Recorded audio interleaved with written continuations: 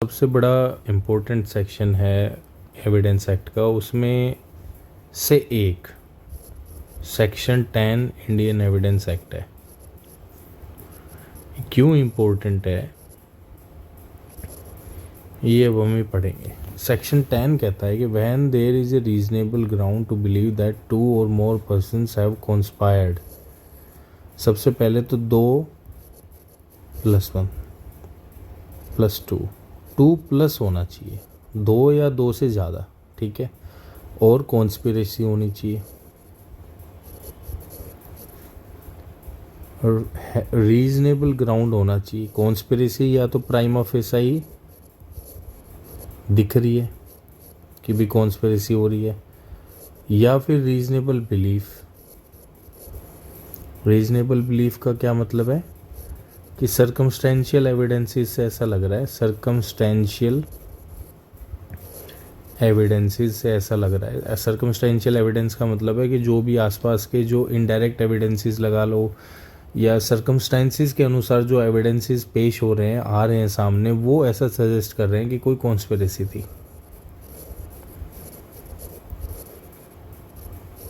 ठीक है ना। जैसे फॉर एग्जांपल एक घर है, ठीक है, तो घर है तो इसका जो गेट है, अब 2 लोग आते हैं, ताले को तोड़ने लगते हैं, ताला टूटता नहीं, चले जाते हैं। नेक्स्ट दिन जो है ओनर आता है, वो देखता है जी लॉक के ऊपर तो निशान है, as if somebody had tried to break it. तो ये क्या हो गया, सर्कमस्टेंशियल एविडेंस हो गया ना। तो ऐसे या तो डायरेक्टली प्राइमा फेसाई देखते ही लग रहा है कि कॉन्स्पिरेसी, या फिर सर्कमस्टेंशियल एविडेंसेस से लग रहा है कि कॉन्स्पिरेसी है। ठीक है। टुगेदर का मतलब है कि दोनों साथ में। अब ये मैं क्यों बता रहा हूं,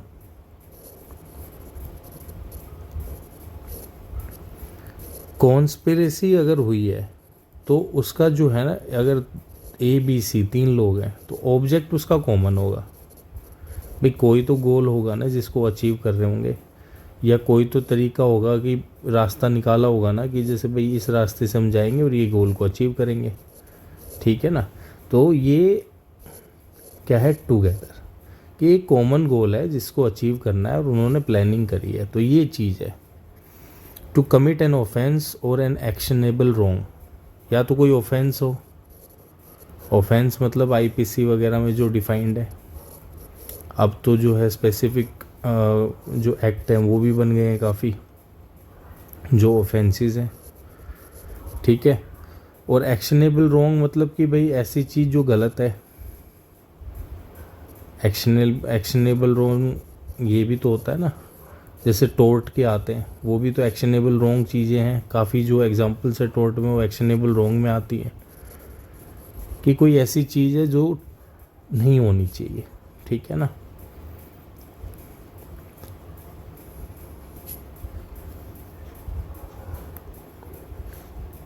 Where there is a reasonable ground to believe that 2 or more persons have conspired together to commit an offense, या तो 2 से लोग ज़्यादा लोगों ने या तो फिर ऑफेंस कॉन्स्पिरेसी रची है।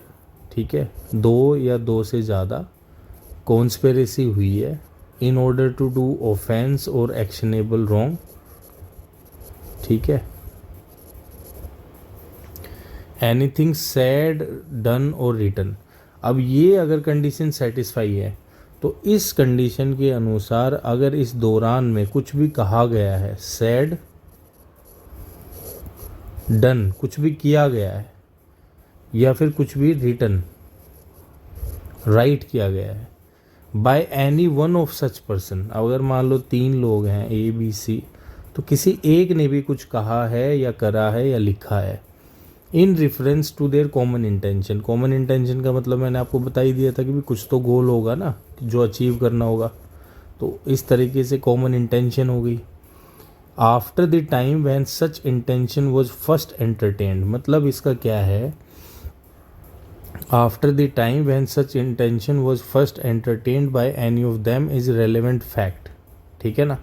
As against each of the person believe to be conspiring as well as for purpose of proving the existence of conspiracy for purpose of showing that any person was a party. अब इसका क्या मतलब बनता है?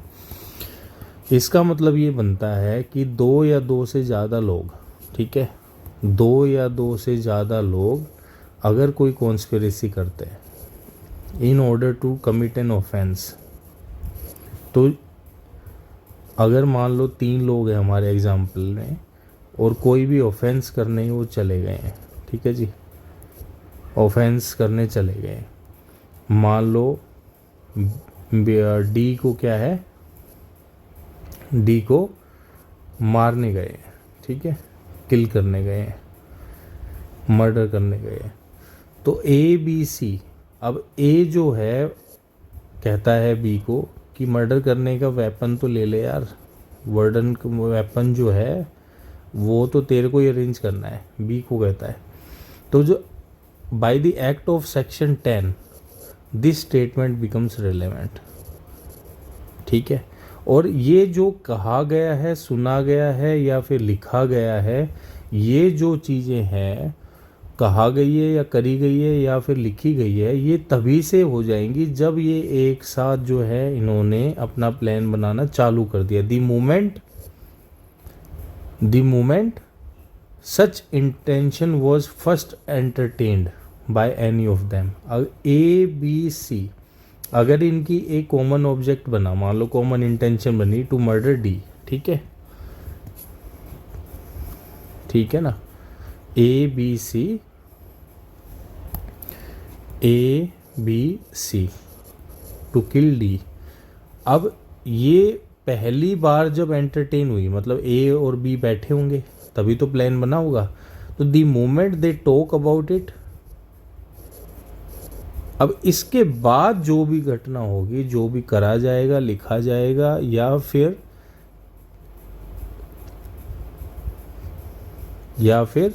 या तो said हो, कहा गया हो, या करा गया हो, डन हो, या फिर रिटन हो, राइटिंग में हो, तो वो क्या हो जाएगा, रिलेवेंट हो जाएगा,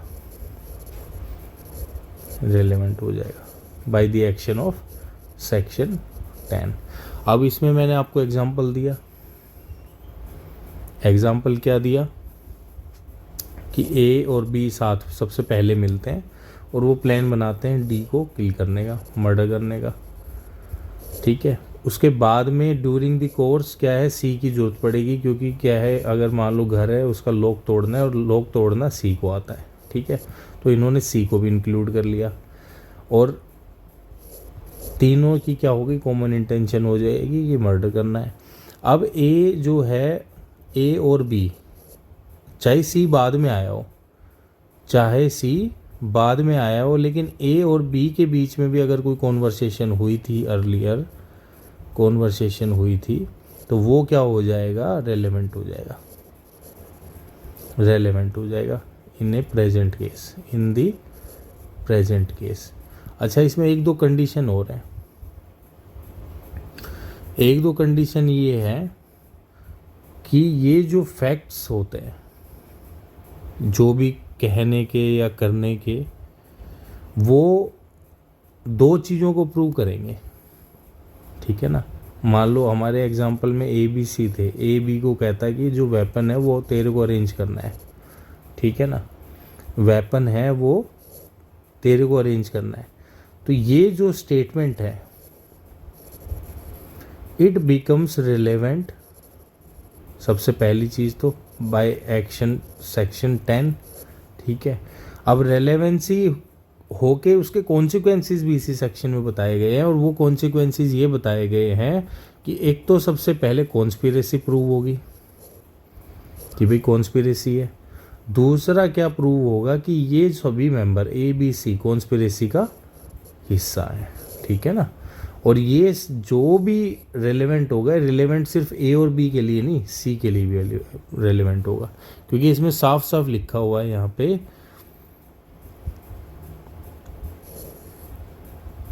साफ साफ लिखा हुआ है, anything is relevant fact as against each of persons believe to be so conspiring. तो हमारे क्या है, ए बी सी है, तो हर एक के खिलाफ में ये चीज़ हो जाएगी, क्या प्रूव करने के लिए कि that there was a conspiracy and ABC was part of it. ठीक है, ये तो हो गया सेक्शन 10। अब सेक्शन 10 जो है वो रोल प्ले तभी आता है, आपको समझ आ ही गया होगा, when there is a conspiracy. अब कॉन्स्पिरेसी अगर है तो सेक्शन 10 को अप्लाई कर सकते हैं, अगर नहीं है तो नहीं कर सकते। और ये जो है या नहीं है वो हमको प्राइमा फेसाई देखना है। अगर हमको केस को देखते ही ये लग रहा है कि yes there can be a conspiracy, because बहुत सारे जो केसेस है उसमें डायरेक्टली तो इम्प्लीड कॉन्स्पिरेसी को नहीं कर सकते, but circumstantial evidence shows that there must be some conspiracy, उसी की वजह से जो है ऑब्जेक्ट अचीव हो पाया है। तो जैसे ही ये लगेगा प्राइमा फेसाई की कॉन्स्पिरेसी थी, सेक्शन 10 आ जाएगा, सेक्शन 10 आ जाएगा आपको। ठीक है ना। उसके बाद में क्या है, ये जो एक कैरेक्टरिस्टिक है कि ये जो सेक्शन 10 है ये एक्सेप्शन है